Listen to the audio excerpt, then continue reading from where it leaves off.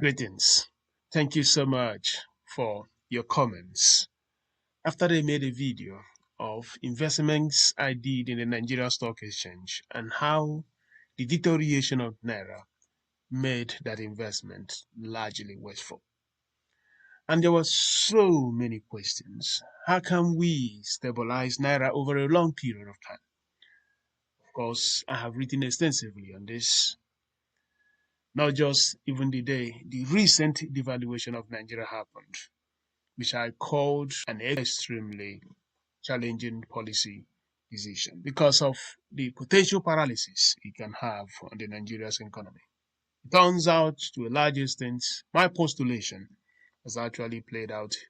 But I want to focus today by drawing our attention to my inaugural address. Yes, this village boy from Movim has actually written an inaugural address in a hypothetical presidency of Ndubisi Ekekwe. Nigeria will have abundance, unconstrained and unbounded, because we will gather the very best people from this nation across all nook and crannies to deploy superior understanding of the market system to drive efficiency, the utilization of factors of production, and through that process, we liberate man, woman into abundance.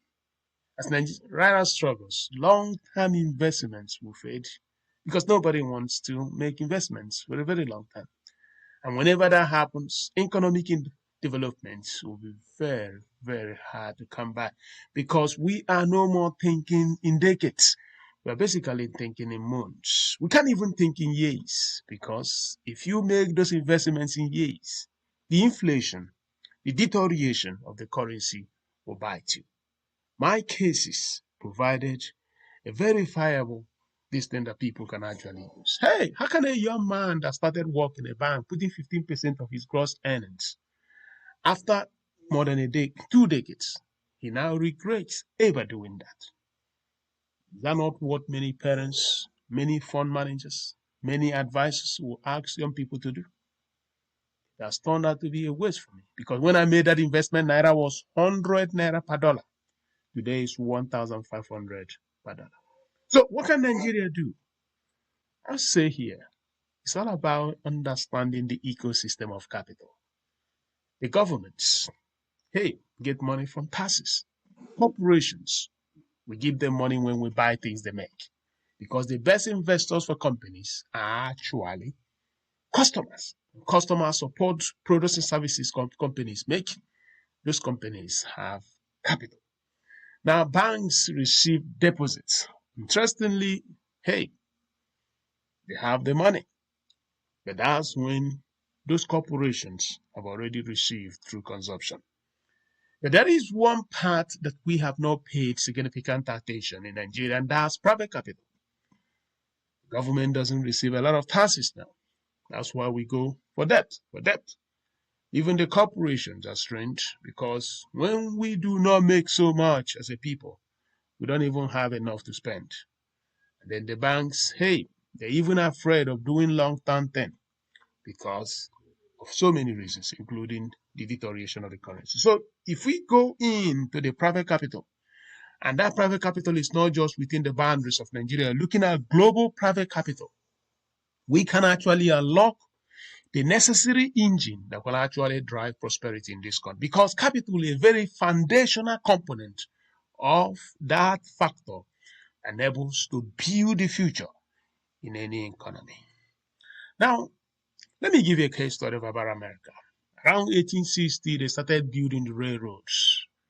Quickly, they added 25% of their GDP. That time, you needed centuries to actually add even 10% of the GDP. Because if you look at the last 2,000 years of GDPs, you will see that it took more than 400 years, even for some economies, to add at least, 5% to the GDP. But America did that in less than 30 years, putting 25% on their GDP. That was the time the renaissance, the reinvention of America started. Later on in the mid-20th century, they built the interstate highways.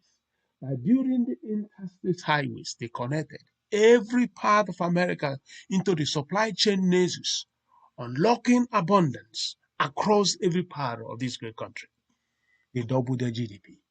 And many of us just old enough witness what they did as the age of the broadband came. They funded, supported, deployed broadband internet, telephony systems across every part of America. GDP rose. You know what is going on there?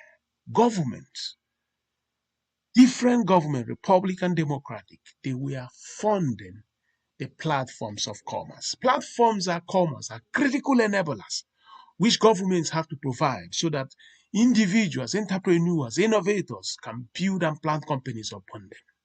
China does that. China builds through state-owned companies. America does that. America gives subsidies to private companies to build those platforms. You can see them in many ways. You have those platforms. Entrepreneurs will now build on top of them. Amtrak, a rail track system in America, has never made profit since 1971. The U.S. Postal Service has not made profit in the last 20 years. The cheap ads America will give billions of dollars to Intel and other corporations, making it possible that they can build the platforms of the 21st century. They will enable them to build integrated circuits, microprocessors that will power the AI age. Those are government subsidies doing great stuff. You don't expect private companies to actually have the capacity to do most of those things because government must build platforms for commerce. And when those platforms exist, companies can now plant companies on them. Individuals can now plant companies on them. You can do the same thing in Nigeria. As I noted in my inaugural address, a village boy dreaming of something here so amazing. You don't need World Bank or IMF to tell you that if you have electricity in 774 local governments in Nigeria, GDP of Nigeria will quickly move to 5%. And if you can add some seaports in the southern eastern corridors, and then put some railroads connecting and linking everything, you know what happens? Nigeria should be growing up to 15%. We are a country that is untapped. Abundance that is latent every part of this beautiful country. Nigeria is an important country, but we are hitting the Malthusian catastrophe, where our GDP growth is even slower than our population growth.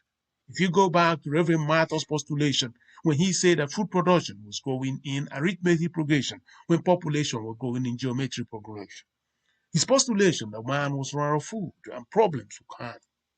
We are hitting that moment. That is why we have all these pockets of banditry, terrorism across every part of Nigeria.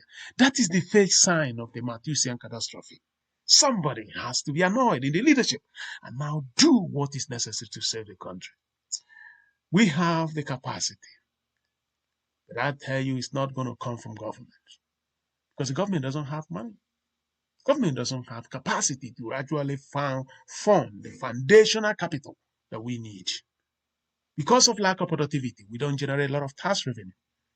We have debts, and we cannot even have money to build stuff of the future.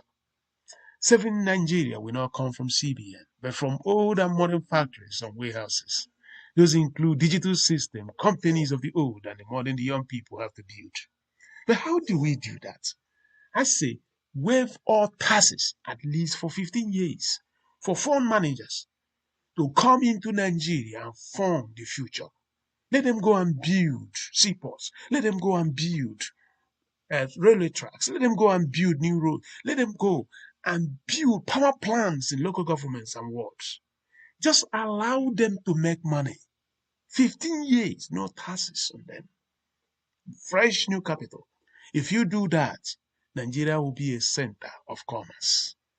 Because as they invest, they will give Naira the juice to stabilize. Today, Naira cannot swim internationally because it does not have the life jackets of modern commerce.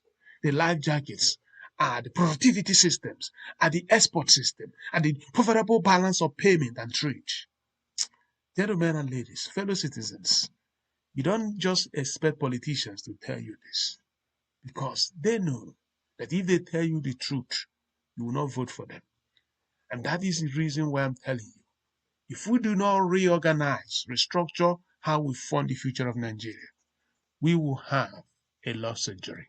Let's rethink how we fund the platforms of commerce, Because when you do build those infrastructure systems, abundance can be planted.